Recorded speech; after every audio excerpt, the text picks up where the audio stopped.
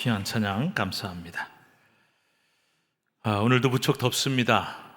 연일 계속되는 무더위와 또 기습적인 폭우에도 우리 성도 여러분 다 지치지 않고 영육이 강건하시기를 주님의 이름으로 축복합니다. 사실 오늘 설교 시작하면서 짧은 영상을 하나 같이 보고 시작하려고 했습니다. EBS 교육방송이죠. EBS 교육방송 프로그램에 나온 한 장면인데 이거를 설교 시간에 좀 봐도 되겠습니까? 하고 EBS에 문의를 해봤더니 저작권 때문에 안 된다고 합니다. 그래서 안타깝지만 보여드릴 수가 없고, 사진 그 중에 나오는 거 좀 이렇게 인용해도 되냐? 그것도 안 된대요. 그래서 예전엔 좀 마음껏 보고 했는데 법은 지켜야 되니까 요즘 이 저작권 문제 때문에 쉽지는 않습니다만은 아쉬워도 말씀으로 영상은 보지 못하지만 말로 대신 설명을 좀 해야 될 것 같습니다. 지난 2010년에 한국에서 G20, 그러니까 세계 주요 20개국 정상회의가 있었습니다. 폐막연설을 맡은 버락 오바마 미국 대통령이 폐막연설을 마친 후에 기자들에게 질문하는 시간을 줬습니다. 오바마는 개최국인 한국에 대해서 예의를 갖추기 위해 내가 한국 기자들에게만 질문을 받겠습니다. 특혜를 준 거죠.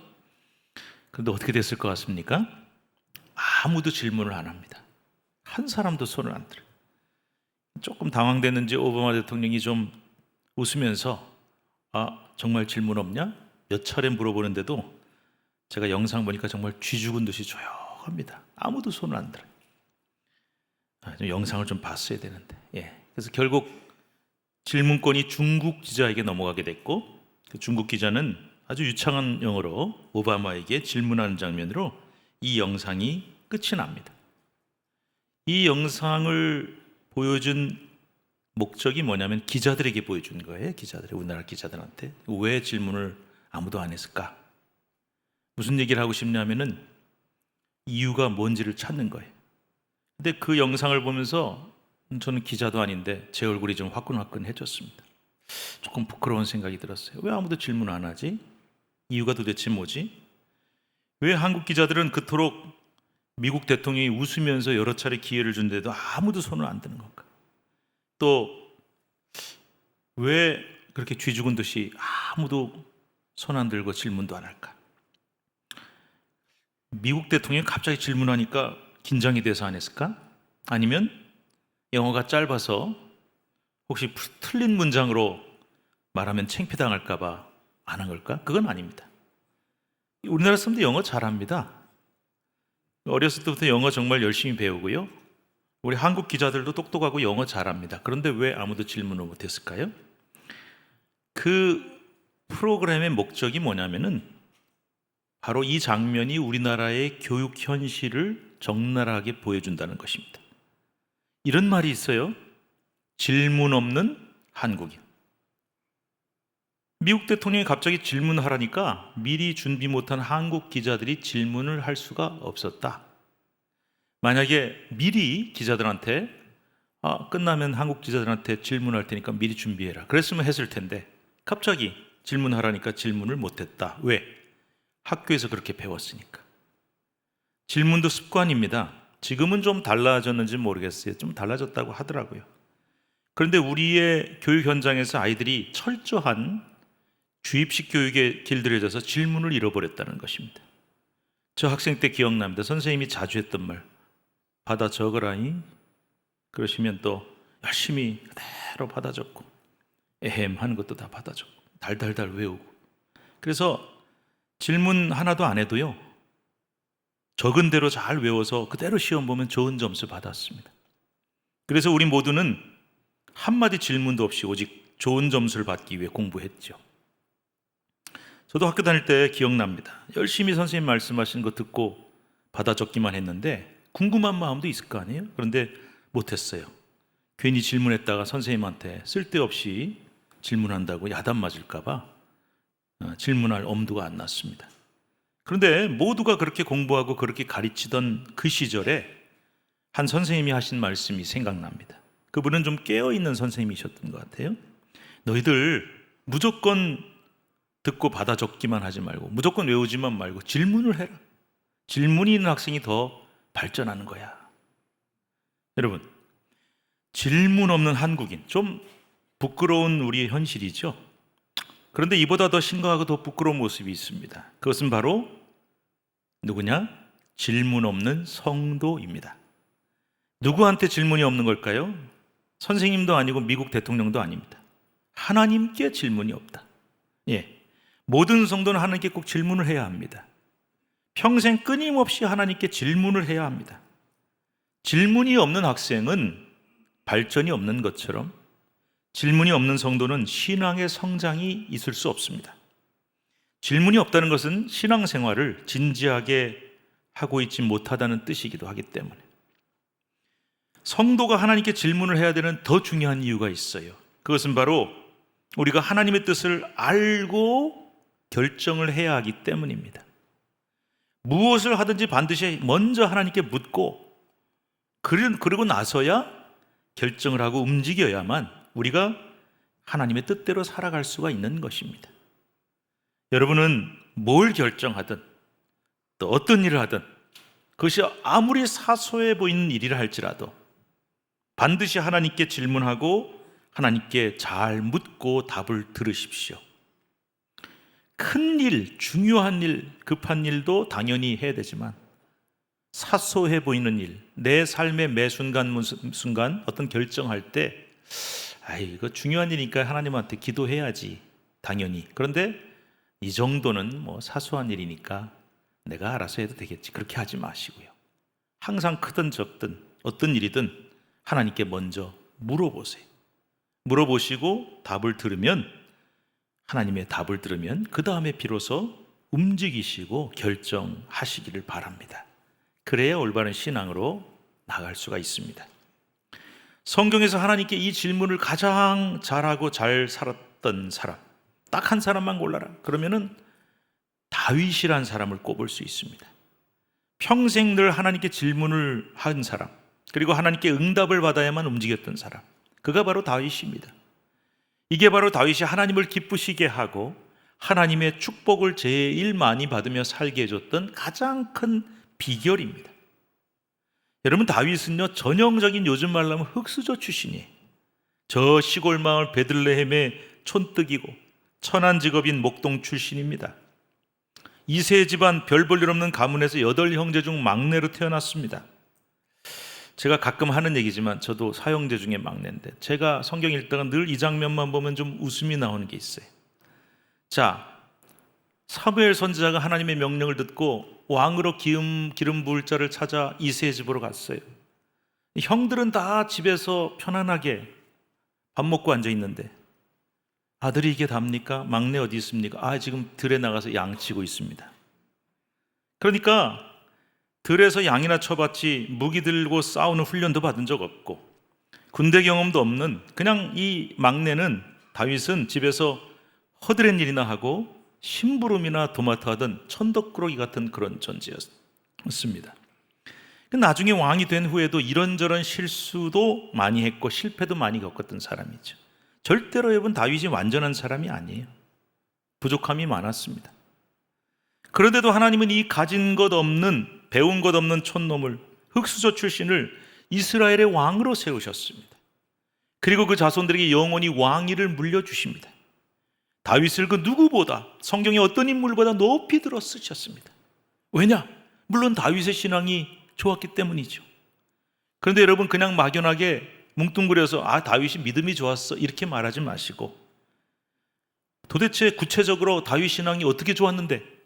하고 물어본다면 다윗은 늘 질문하는 신앙, 어떤 신앙이요? 질문하는 신앙을 가진 사람이었다. 이렇게 대답을 하시면 좋겠습니다. 그렇습니다. 이렇게 부족하고 실수도 많은 사람을 하나님이 왕으로 삼으셨어요. 사도행전 13장에 보면은 친히 하나님은 내 마음에 합한 사람, 내 마음에 꼭 맞는 사람, 내 마음에 제일 드는 사람 이렇게 부르셨어요. 특별한 호칭이에요. 그렇게 부르신 이유는 바로 질문에 있었던 것입니다. 다윗은 끊임없이 하나님께 질문한 사람이었어요. 특별히 인생에 중요한 일이 생길 때, 아니면 어려운 일이 생길 때마다 늘 하나님께 질문 또 질문했습니다. 하나님 어떻게 해야 됩니까? 그리고 하나님의 답을 듣고서야 움직였습니다. 그래서 다윗은 신앙의 가장 모범생이고 하나님의 마음에 진정 합한 사람이 될 수가 있었던 것이죠. 오늘 본문인 사무엘상 23장에도 보면 다윗이 질문을 하는 장면이 나옵니다. 사울에게 쫓겨다니던 다윗에게 급한 소식 하나가 전해집니다. 이스라엘의 원수 블레셋 민족이 그일라 성읍을 쳐서 주민들을 약탈하고 큰 고통을 당하고 있습니다라는 급박한 소식이었습니다. 그일라는 다윗과 같은 지파인 유다 지파에 속한 성읍이었어요. 그러니까 지금 다윗의 마음이 급해집니다. 아픕니다. 내 동족이 같은 지파 사람들이 이렇게 고통을 당하고 있으니까 내가 빨리 가서 그들을 좀 도와줘야겠다는 마음이 간절했습니다. 하지만 아무리 내 마음이 간절할지라도 절대로 내 임의로 결정하지 않고 먼저 하나님께 물었습니다. 하나님, 제가요 갈까요 말까요? 그일라 사람들을 도와줘야 되겠습니까? 하지 말까요? 그랬더니 하나님이 말씀하십니다. 가서 도와줘라. 그렇게 말씀하셨어요. 다윗은 이미 수많은 전쟁을 치렀던 그야말로 전쟁의 달인과 같은 사람인데요, 절대로 자기 능력이나 경험을 의지해서 먼저 판단하지 않고 하나님께 먼저 제가 해야 될까요? 말아야 될까요? 하고 물었던 것입니다. 우리가 신앙생활하면서 가장 많이 실수하는 부분이 바로 이 지점이에요. 뭐냐? 요거는 내가 잘 알아. 이건 많이 해봤어. 내가 전문가야. 나 이거 너무 잘 알아. 그러면은 하나님께 안 물어봐요. 그리고 내 임의로, 내 뜻대로, 내 경험대로 그냥 일을 해버리는 이런 일들을 우리가 많이 한다는 것이죠. 다윗은 그렇게 하지 않았습니다. 내가 아무리 전쟁을 잘하고 잘 알지라도 하나님께 먼저 물었어요. 그런데 문제가 하나 생깁니다. 하나님이 가라 그러셨으니까 예 했는데 부하들한테 얘기를 했더니 이 부하들이 강력하게 반대하는 겁니다. 아니 대장님, 지금 우리 처지 한번 생각해 보세요. 우리가 지금 남 도와주게 생겼습니까? 지금 사울한테 맨날 쫓겨다니면서 언제 죽을지 모르는데 지금 우리 처지가 남 도와줄 상황입니까? 맞는 말이에요, 틀린 말이에요? 맞는 말이죠. 지금 그럴 처지 아니잖아요. 부하들의 말이 상식적으로 맞는 말이에요. 자, 다윗은 고민에 빠집니다. 혼란스럽습니다. 야, 이거 다 반대하는데 어떻게 해야 되나? 누구 말을 들어야 되지? 헷갈리는 거예요. 하나님은 가라 그러셨는데 부하들은 안 된대요. 그럼 여러분, 우리가 또 살다 보면 그럴 때가 많이 있어요. 신앙적으로 이거 해야겠다, 이게 옳다고 생각했는데 전부 반대해. 가족도 반대하고 주변 사람들이 다 안 된대요. 환경도 안 따라줘요. 어떻게 되나? 혼란스럽고 헷갈립니다. 그럴 때 여러분 어떻게 하셔야 되느냐? 또 물어봐야죠, 하나님한테. 그래서 다윗도 또다시 하나님께 물었습니다. 4절 말씀 한번 같이 읽어볼까요? 4절입니다. 시작. 다윗이 여호와께 다시 묻자온데 여호와께서 대답하여 이르시되 일어나 그일라로 내려가라. 내가 블레셋 사람들을 내 손에 넘기리라 하신지라. 하나님께 어떻게 물었다고요? 다시 물어봤어요. 하나님, 가라 그러셨는데 상황이 아닌 것 같습니다. 어떻게 할까요? 그랬더니 하나님이 또 가라 말씀하십니다. 그러면서 뭐라고 약속하시냐? 내가 블레셋 사람들을 내 손에 넘겨줄 것이다. 무슨 뜻입니까? 책임질 거야. 내가 너한테 가라 그랬으니까, 허락했으니까 네가 이길 수 있도록 내가 다 도와주고 책임지겠다. 그래서 다윗은 출전을 했고 하나님의 도우심으로 블레셋을 물리치고 그일라 주민들을 구원했습니다. 하나님께 묻고 나가니까 하나님이 가라 그러셨고 하나님이 허락하셨으니까 책임져 주시고 그래서 이기게 하셨던 것입니다. 그런데 그 후에 또 일이 터집니다. 다윗이 지금 그일라에 머물고 있습니다 라는 말 듣고 지금 사울이 막 다윗을 죽이려고 쫓아오고 있다는 거예요. 이 정보를 듣고 다윗은 또다시 하나님께 묻습니다. 하나님, 정녕 사울이 그일라로 저를 잡으러 오겠습니까? 내려오겠습니까? 하나님이 그래, 내려온다. 틀림없다. 다윗은 또 묻습니다. 그러면 그때 이 그일라 사람들이 저를 배신하고 사울의 손에 저를 넘겨주겠습니까? 약간 낌새가 보였던 모양이에요. 그랬더니 하나님이 그러십니다. 그래, 배신한다. 빨리 피해라. 그래서 다윗은 그일라를 떠났고 화를 면할 수가 있었습니다. 이 장면이 굉장히 중요합니다. 한번 보세요. 다윗은 철저한 질문의 사람이었습니다. 뭘 결정해도 먼저 항상 하나님께 먼저 묻고 합니다. 전쟁하러 갈까요? 말까요? 가라. 가는 거예요. 배신당하고 위기의 순간이 닥쳐왔는데도 당황하지 않고 그는 먼저 하나님께 묻습니다. 하나님, 이 사람들이 저를 배신할까요? 안 할까요? 배신한다. 피해라. 그래서 다윗은 항상 하나님께 응답받은 대로 움직이고 결정했습니다. 이 장면 중요합니다. 우리 인생에 갑자기 어려움이 닥쳐올 때가 있어요. 갑자기 위기가 닥쳐올 때가 있어요. 굉장히 당황합니다. 그럴 때 뭐 어쩔 줄 몰라. 그렇게 하지 마시고 하나님께 물어보세요. 하나님이 답을 주십니다. 그래서 그 결과는 하나님의 인도하심과 보호하심, 그리고 항상 형통케 하심. 왜? 하나님이 책임지시기 때문에. 하나님이 하라 그러셨으니까. 여러분들도 다윗처럼 질문의 사람이 되시기를 축복합니다. 뭘 해도 항상 하나님께 묻고 하세요. 그것이 큰 일이든 적은 일이든 상관없습니다. 사소한 일이니까 이건 내가 알아서 하자, 그러지 마시라니까요. 하나님께 언제나 인생의 매순간 큰 일이든 적은 일이든 힘든 일이든 어려운 일이든 하나님께 묻고 결정을 하십시오. 그러면 하나님이 함께 하시며 책임져 주십니다. 그런데 아무리 천하의 다윗이라도 늘 그렇게만 살지는 못했어요. 왜냐하면 다윗도 연약한 인간이기 때문에. 그래서 간혹 드물긴 하지만 하나님께 난 무조건 먼저 묻고 그 다음에 뭐든지 하는 이 원칙을 깰 때가 있었어요. 그런데 여러분, 신기한 게 그 원칙이 깨지고 다윗이 자기 뜻대로 결정할 때마다 그는 반드시 실수하고 실패합니다. 그리고 범죄를 저지르게 되고 맙니다. 우리가 여기서 교훈을 얻어야 돼요. 다윗의 실수에서 우리는 어떤 교훈을 얻을 수 있을까? 자, 사무엘하 24장에 보면 다윗이 인구조사를 실시합니다. 자, 왕이 세금을 걷고 군인을 징병하기 위해 인구조사를 한다. 이거는 그 당시에는 당연한 일이에요. 남들 다 하는 거예요. 그런데 항상 우리는 뭘 당연하게 생각하다가 실수를 저지르게 된단 말이에요. 제가 전에 설교할 때 세상에 당연한 일은 하나도 없다 그랬습니다. 우리가 제일 많이 또 실수하는 지점이 바로 이건데요. 요거는 당연한 일이야. 늘 했던 일이야. 남들 다 하는 일이야. 그러니까 하자. 이렇게 당연하게 생각하시면 안 됩니다. 그것도 하나님께 물어봐야 돼요. 그게 하나님 뜻에 맞는지 안 맞는지. 자, 왕이 되어서 인구조사 당연히 하는 거야. 남들도 해. 요즘도 인구조사 나오잖아요, 영상이. 우리 지금도 합니다. 남들 다 하는 거니까 당연하다 생각하고 다윗이 하나님께 질문을 안 한 거죠. 하나님, 인구조사 해도 되겠습니까? 안 되겠습니까? 하지 말까요? 할까요? 물어보지 않은 거예요. 그래서 결국 하나님의 진노를 사고 사흘 동안의 전염병으로 무려 7만 명의 죄 없는 백성이 죽게 됩니다. 엄청난 실수를 한 거죠. 이게 다 질문이 없어서 생긴 일이에요. 물어봤어야죠.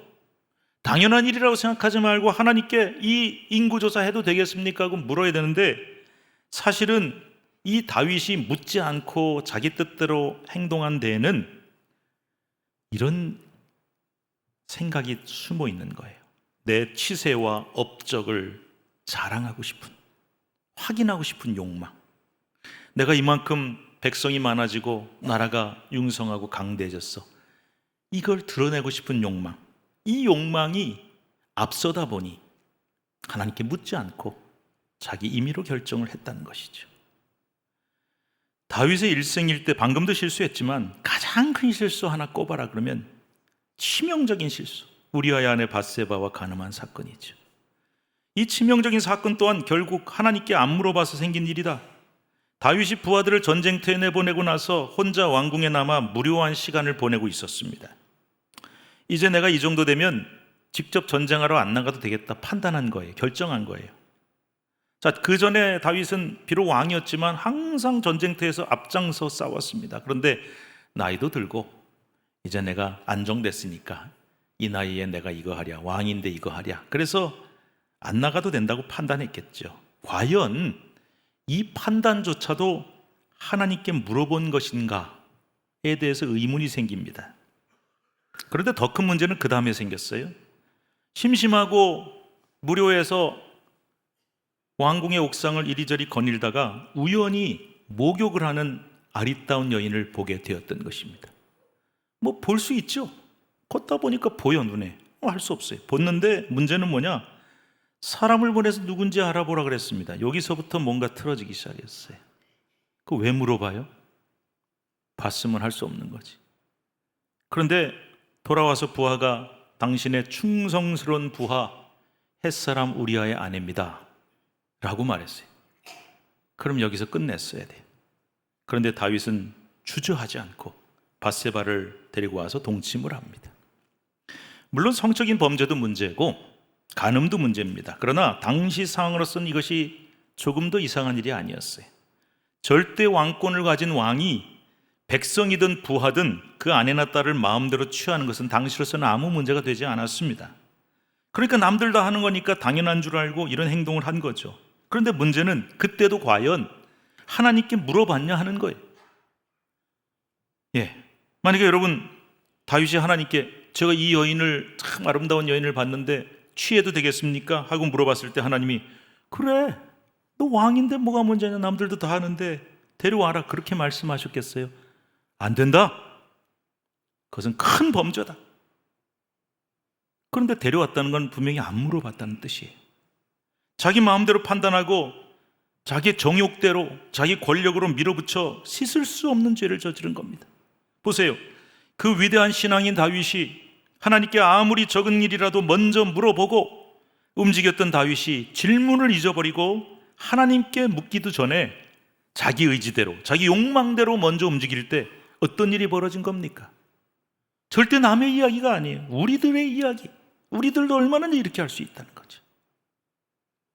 특히 아주 중요한 자녀 문제에 있어서도 다윗은 같은 실수를 반복합니다. 여러분, 자녀 문제가 얼마나 우리에게 중요합니까? 자식 키우는 거 쉬운 일 아니죠. 아무도 대답 안 하시는 거 보니까 여러분은 쉬우신가 봐요. 저는 어렵습니다. 근데 여러분, 그 어려운 일을, 그 중요한 일을 기도도 안 하고 자녀를 키운다? 하나님께 물어보지도 않고 자식을 키우겠다? 도대체 뭘 믿고 그렇게 하십니까? 다윗은 맏아들 암논이 이복 누인 다말을 유인해서 성폭행합니다. 있을 수 없는 일이죠. 아무리 이복 동생이지만. 크게 진노합니다. 그런데 엄하게 징계하지는 않았어요. 그리고 은근슬쩍 그냥 넘어갑니다. 다른 집 애도 아니고 내 자식인데 뭐 사내 녀석이 살다 보면 그럴 수도 있지 하고 넘어간 거 아닙니까? 그러니까 여러분 분명히 이때 하나님께 묻지 않고 그냥 넘어간 거예요. 제 자녀가, 제 아들이 이렇게 큰 죄를 저질렀는데 하나님 어떻게 해야 되겠습니까? 안 물어본 거예요. 그 바람에 다말의 동복 오빠인 압살롬이 복수의 칼날을 갈다가 결국 암논을 죽이게 됩니다. 이복형을 죽인 거죠. 이 다윗의 잘못이 형제들끼리 서로 죽고 죽이는 끔찍하고 불행한 일로 이어진 것입니다. 그런데 형을 죽이고 도망갔던 압살롬이 잘났거든요. 그래서 그 아들에 대한 연민을 끊지 못하고 있던 다윗이 결국 압살롬을 징계하지 않고 또다시 은근슬쩍 용서하고 그냥 넘어가지고 받아들입니다. 이때도 하나님께 안 물어본 거예요. 자녀들이 문제 일으킬 때 있잖아요. 하나님한테 물어보세요. 어떻게 해야 되냐. 근데 안 물어봤더니 그 결과가 뭡니까? 그 압살롬이 아버지가 내가 이렇게 큰 죄 저질렀는데 용서해 주셨다고 평생 고마워하며 살았을까요? 천만에요. 한 짓 또 합니다. 아버지를 결국 배신하고 반역을 익히고 아버지를 죽이려고 합니다. 보세요. 자식 문제에 있어서도 하나님께 안 묻고 키우면 이런 불행한 일이 벌어집니다. 여러분, 계속해서 제가 다윗의 실패담을 들려드렸습니다마는 사실 이런 일은 다윗의 인생에 있어서 손꼽을 정도밖에 안 돼요. 많지 않아요. 오히려 다윗은 인생의 매 순간순간마다 늘 하나님께 묻고 결정했던 사람입니다. 그런데 다만 단 몇 차례 그것을 안 했을 뿐인데 그 결과가 그때마다 얼마나 힘들었는지를 말씀드리는 겁니다. 여러분, 우리도 계속 질문하십시다. 묻고 또 묻고 하나님의 응답이 오면 그때 비로소 움직이시기를 바랍니다. 그래서 제가 늘 하는 말이 있어요. 뭐보다 앞서가지 말라고요? 뭐보다요? 왜 기도보다 앞서가지 말라 그래요? 방금 제가 말씀드렸잖아요. 내 결정, 내 생각, 내 마음, 내 욕심이, 내 결정이 하나님의 뜻보다 앞서도 안 되고 기도보다 앞서도 안 돼. 기도가 뭡니까? 하나님께 물어보는 거잖아요. 안 물어보고 일하지 말라는 거예요. 저지르지 말라는 거예요. 질문이 없고 기도보다 앞서고 하나님께 안 묻고 일을 벌리면 반드시 후회할 일이 벌어질 수밖에 없다는 말씀입니다. 사랑하는 여러분, 오늘 설교가 어떤 내용이었습니까? 항상 하나님께 뭘 해라 그랬어요? 항상 질문부터 해라. 뭘 하든지, 큰 일을 하든 중요한 일을 하든 어떤 결정을 하든 항상 하나님께 먼저 묻고 결정하고 움직여라. 특히 어려울 때, 위기의 때에 절대로 당황하지 말고 다른 데 가서 도움 찾지 말고 하나님께 먼저 질문해라. 하나님, 어떻게 할까요? 우리 실생활에서 아주 구체적인 예를 좀 들어봅니다. 직장 그만두거나 옮기기 전에 반드시 하나님, 여기 그만둘까요 말까요? 다른 데로 갈까요 말까요? 그렇게 물어보세요. 직장 구하는 것도 옮기는 것도 내 뜻대로 못하냐? 자기 뜻대로 하지 마세요. 하나님께 물으세요. 사업이나 투자를 하기 전에도 꼭 물어보십시오. 하나님, 이 사업, 이 투자 할까요 말까요? 물어보세요. 돈 꿔주거나 돈 거래하기 전에, 보증서 주기 전에도 반드시 물어보세요. 하나님이 하라 그러시는지 말라 그러시는지. 특히 다윗의 경우를 보면서 가장 중요한 자녀들의 장래를 결정할 때 꼭 하나님께 먼저 물어보십시오. 하나님, 얘를 여기 보낼까요 말까요? 이거 하겠다 그러는데 이걸 하라 그럴까요 말까요? 내 자식이 아무리 하고 싶다 해도 다 되는 건 아니거든요. 그리고 부모가 결정한다 그게 반드시 옳은 것도 아니고 다 책임져 줄 수도 없거든요. 그래서 꼭 하나님께 물어보셔야 돼요. 특히 잘 기억하세요. 내 마음속에 나 이거 꼭 하고 싶다, 정말 하고 싶다, 이런 생각이 막 강하게 급하게 마구 밀려올 때가 있어요. 안 그렇습니까? 나 정말 하고 싶은데 갑자기 막 하고 싶어. 그럴 때 반드시 그게 내 욕망이나 정욕에서 나온 것이 아닌가를 확인부터 해봐야 됩니다. 안 그러면 반드시 실패합니다. 그래서 뭘 하더라도 내가 정말 하고 싶고 너무 하고 싶어도 하나님이 이거 혹시 제 욕심 아닙니까? 제 경험이나 판단이 앞선 거 아닙니까? 이거 하나님의 뜻이 맞습니까? 하고 먼저 하나님께 반드시 물어보셔야 합니다. 물어보셔야 합니다. 여러분, 다윗의 인생이 성공한 것은 그가 능력이 있었기 때문이 아니에요. 하나님이 능력이 있으셨기 때문입니다. 그 하나님의 능력을 다윗이 의지한 것이고 하나님이 능력이 있으시기 때문에 그분께 물어본 것입니다. 다윗은 하나님께 물어봤을 뿐입니다. 그리고 하나님이 대답하신 대로 행한 것뿐입니다. 그런데 하나님이 응답하시면 책임지셨습니다. 반대로 다윗이 실패한 것은 그가 능력이나 권세가 없었기 때문이 아니에요. 하나님의 능력 대신 내 능력과 판단을, 권세를, 욕심을 의지했기 때문에 그런 일이 벌어진 것입니다. 기도 꼭 해야죠. 기도하셔야 돼요. 그런데 우리가 기도할 때 간구를 참 많이 해요. 뭐 해달라는 요청만 주로 하지 않습니까? 솔직히 말씀드리면 우리가 기도할 때 하나님 아버지 해놓고는 뭐도 주시고 이것도 주시고 저것도 주시고 뭘 해달라는 요구가 대부분입니다. 그런데 혹시 말입니다, 우리가 간구할 때 뭐 해달라고 그럴 때 이미 나는 다 결정해놓고 그걸 하나님한테 도와달라고 이루어달라고 요구하고 있는 것은 아닌가? 그걸 돌아보셔야 돼요. 저는 이런 분들 많이 봤어요. 시큰하다가 자기 마음대로 하다가 잘 안 되면 하나님께 도와달래요. 그래서 제가 좀 짓궂긴 하지만 물어봅니다.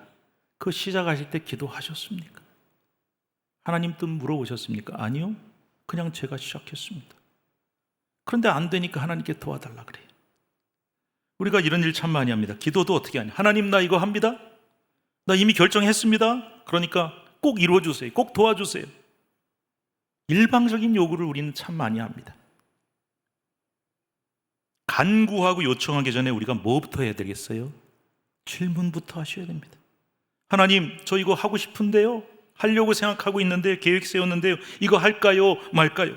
먼저 여쭤보고 하나님이 해라 그러시면 그때부터 도와달라고 간구하고 요청해야 하는 겁니다.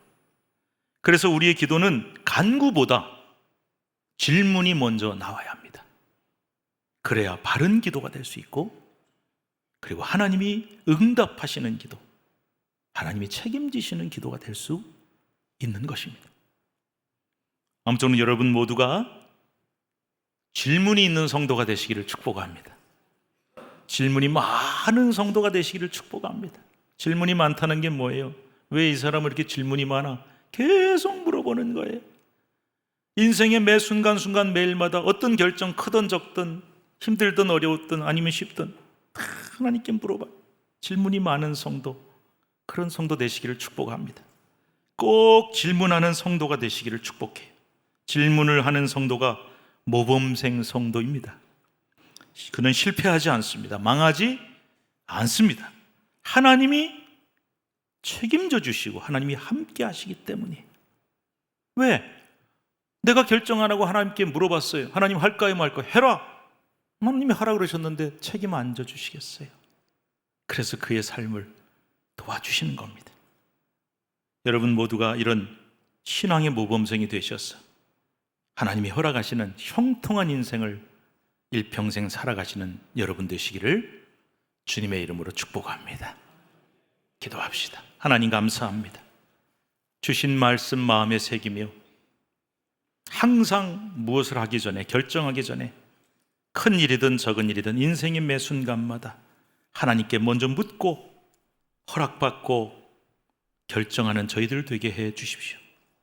하나님 아버지, 혹 우리 성도들 중에 나도 지금 계획 세우고 있는데 이거 하려고 생각하는데, 그런 분이 있다면 내가 결정하기 전에, 내 뜻대로 결심하기 전에 먼저 하나님께 묻게 하시고 하나님이 하라고 말씀하시면 행할 수 있도록 도와주옵소서. 그래야 하나님이 도와주시고 책임져 주실 줄로 믿습니다. 예수님의 이름으로 감사하며 기도드리옵나이다. 아멘.